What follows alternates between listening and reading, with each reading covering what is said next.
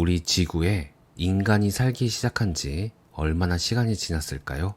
또 얼마나 환경이 바뀌어 왔을까요? 그리고 몇 명의 인간이 삶을 살다가 돌아갔을까요?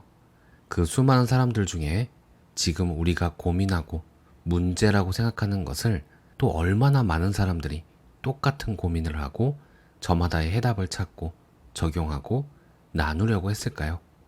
오늘 소개해드릴 책은 어른이 되어 다시 만나는 철학입니다. 저자는 철학과 불교학을 전공한 김대근 철학 박사인데요. 우리와 똑같은 인간으로서 고민했던, 그리고 현재 우리의 무의식에도 영향을 주었다고 생각되는 제자백가의 핵심 인물의 생각을 들여다볼 수 있는 책입니다. 제자백가에서 제자란 여러 학자들이라는 뜻이고 백가란 수많은 학파들을 의미합니다. 보통 중국 춘추 전국시대에 활약한 학자와 학파들을 말하죠. 오늘은 그들 중 핵심 인물인 공자를 통해서 지금 내가 가지고 있는 신념이나 사상은 무엇인지 비추어 보려고 합니다. 우리나라는 전통적으로 유교 사상이 강했다고 생각되기 때문에 영향을 받은 무의식이 많이 있을 거라 생각됩니다. 그것들을 찾아내고 관찰할 수 있다면 나 탐험에 있어서 또 한 걸음 나아갈 수 있겠죠. 읽어보겠습니다. 공자의 흔적이 가장 많이 남아있는 나라는 어딜까? 중국이나 일본이 아닌 한국이다. 조선 왕조 500여 년간 공자의 사상은 유교라는 형태로 나라의 정신적 기둥이 되었다. 사극 드라마에서 흔하게 볼 수 있는 장면이 둘 있다. 하나는 신하가 임금에게 한 나라의 임금이 그리해선 아니 된다고 읍소하는 내용이고, 다른 하나는 부모님에게 효도를 하지 않는 사람에게 짐승만도 못한 놈이라고 혀를 차는 내용이다. 모든 게 유교적 질서에 따른 일이었다. 조선시대 정치에서 공자의 가르침은 헤게모니 또는 명분으로 작용했고, 일상생활에서는 윤리적 지침이자 생활의 준칙으로 작용했다. 조선시대의 왕이나 왕비가 죽었을 때 어머니 혹은 시어머니인 대비가 상복을 얼마 동안 입을 것인지에 대한 논쟁이 있었다. 예속 논쟁이라고 부르는데 정치적 논쟁이자 학문적 논쟁이었다. 한 번은 인조의 둘째 아들로 왕위에 오른 효종이 죽자 어머니 조대비가 얼마 동안 상복을 입어야 하느냐를 두고 벌어졌고, 다른 한 번은 효종의 아들 현종이 왕위에 오른 후 효종의 왕비였던 인선 왕후가 죽자 시어머니 조대비가 얼마 동안 상복을 입어야 하느냐를 두고 벌어졌다. 결혼식이나 장례식과 같은 주요 행사들이 점차 간소화되는 오늘날의 시선으로 보면 웃기는 일이 아닐 수 없다.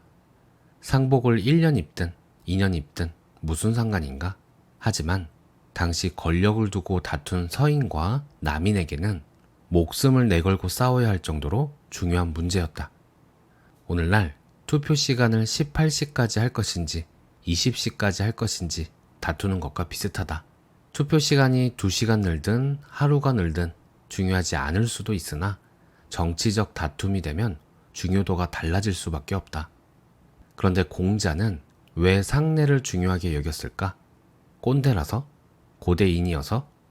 공자의 제자 제아가 부모님이 돌아가시고 3년 상을 치르는 것에 대해 불만을 토로하자 자식은 3년이 지난 뒤에야 부모의 품에서 벗어난다고 말한다.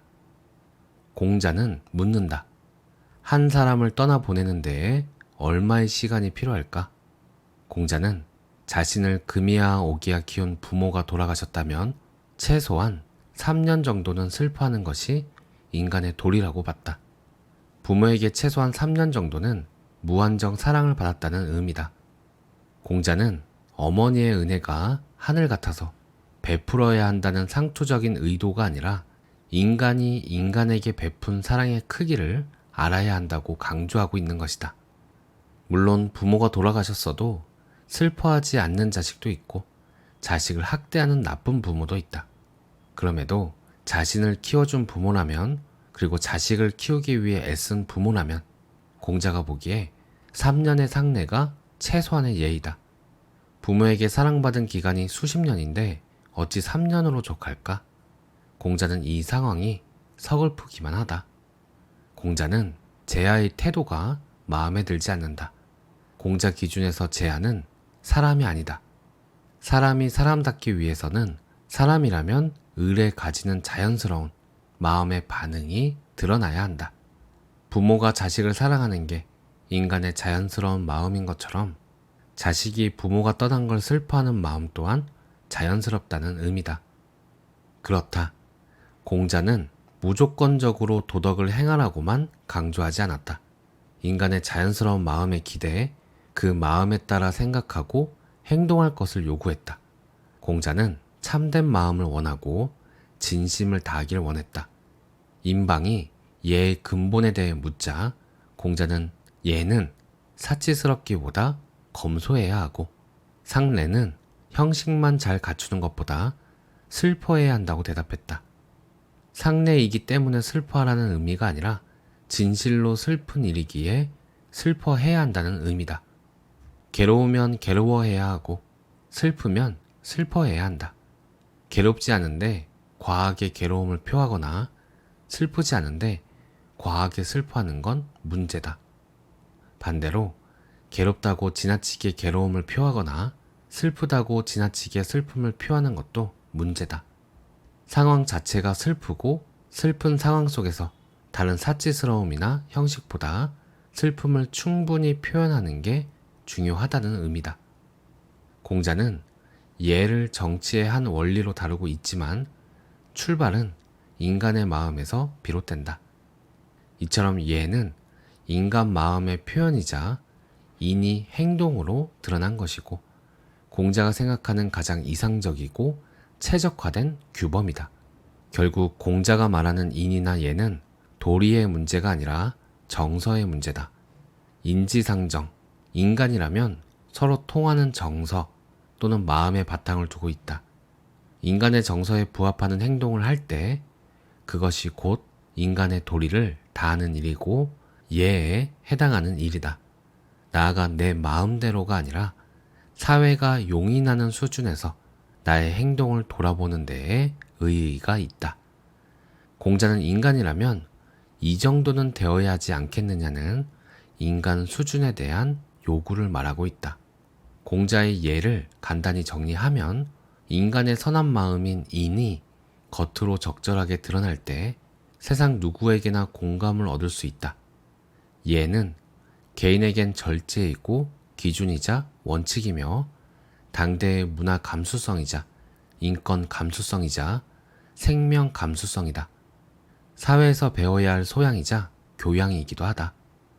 공자가 인간이라면 성숙한 의식을 기르고 공부를 계속해야 한다고 강조한 것도 이 때문이다. 공자가 예가 아닌 것은 보지도 듣지도 행하지도 말라라고 한 말은 인이 몸에 배도록 노력해야 한다는 의도로 이해할 수 있다. 마음 가는 대로 행동하더라도 법도에 어긋나지 않는다라는 공자의 말은 인과 예를 온전히 자기 것으로 만들었을 때 가능하다. 욕망이 사회적 선을 넘지 않고 말과 행동이 상대를 거스르지 않으며 지식과 교양이 높은 수준에 오르고 삶에 대한 통찰력이 생겼을 때 가능한 말일 것이다. 당장 확인해보자. 내가 어떤 생각을 하는지, 어떤 욕망을 갖고 있는지, 내가 하는 말이나 행동이 어떠한지를. 공자의 말이 더 잘 와닿을 것이다. 공자가 인만큼이나 예를 강조한 이유는 인간의 진정성을 확인할 길이 마땅치 않은 데서 비롯된 것일 수도 있다. 앞서 상례의 예에서도 보듯 공자는 인간의 진실한 마음을 먼저 요구한다. 진정성을 가진다 해서 그의 진정성을 알기 어렵고 진정성이 없다 해서 그의 거짓을 파악하기 어렵기는 마찬가지다. 오랜 시간 관계를 맺어왔다면 그가 어떤지 알 수 있지만 그렇지 않다면 그가 어떤 사람인지 파악하기란 어려운 일이다.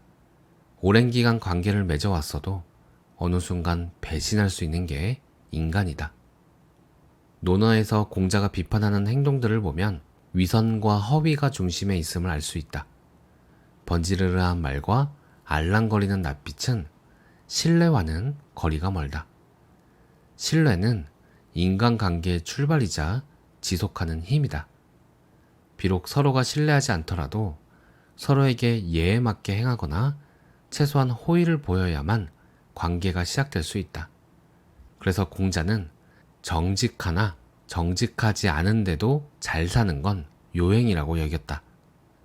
물론 현실에서는 정직하지 않은데도 잘 사는 사람이 넘쳐난다. 결국 인간의 진심과 배려는 진정성을 가늠하는 척도다. 예에 맞게 행하고 상대 역시 그렇다면 어느 정도 신뢰의 기반을 마련할 수 있다. 신뢰의 기반에서 인간의 삶과 관계와 사회가 성립할 수 있다. 안회가 공자에게 인이 무엇인지 묻자 공자는 사심을 극복하고 예를 실천하는 것이라고 대답했다. 사심이란 자기만을 위하거나 자기 이익만을 따지는 마음이다. 공적인 마인드가 없다는 뜻이다.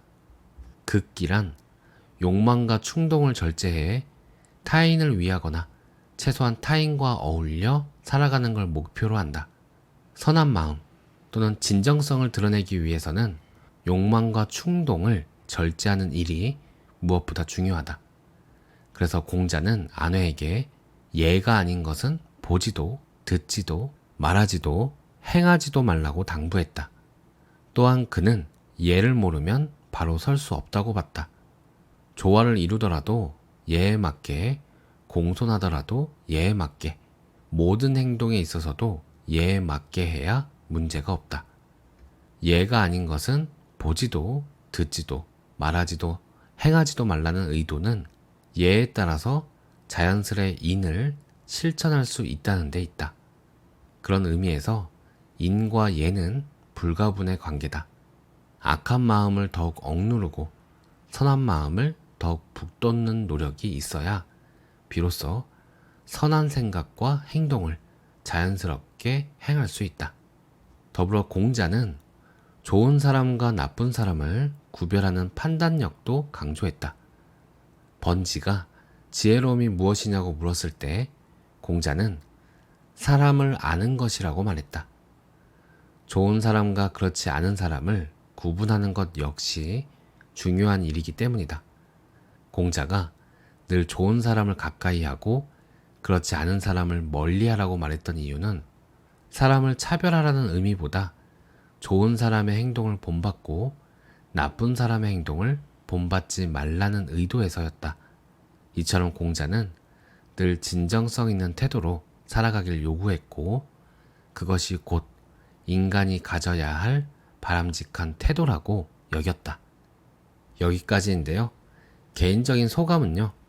공자는 괴로우면 괴로워해야 하고 슬프면 슬퍼해야 한다라고 인의 중요성을 이야기하지만 저에게는 개인의 차원보다는 공동체에 조금 더 힘이 실렸다고 해석을 했던 것 같아요. 왜냐하면 인간이라면 당연히 이렇게 해야 한다는 기준이 개인의 다양성보다는 보편적인 것에 기준을 두고 있어서 기뻐해야 할 일, 슬퍼해야 할 일이 이미 정해져 있는 것처럼 느껴지기 때문이죠. 이러한 메시지가 만약 제 안에 무의식화되어 있다면 어쩌면 모든 것에는 정답이 존재한다는 그런 믿음의 원인이었는지도 모르겠습니다. 그래서 지금 이 순간 있는 그대로의 나보다는 인간으로서의 정답과 가까운 존재가 되기 위해 그 정답이 무엇인지 끊임없이 찾으려고 하는 무의식적 행동을 하고 있는 건지도 모르겠습니다. 한편으로는 공자가 말한 예라는 것이 수행의 한 방편이라는 생각도 들었는데요. 수행이 무르익으면 공자의 말처럼 마음 가는 대로 행동하더라도 법도에 어긋나지 않는다가 매 순간 경험되어질지도 모르겠습니다. 오늘 내용은 여기까지입니다. 오늘도 좋은 하루 되세요. 감사합니다.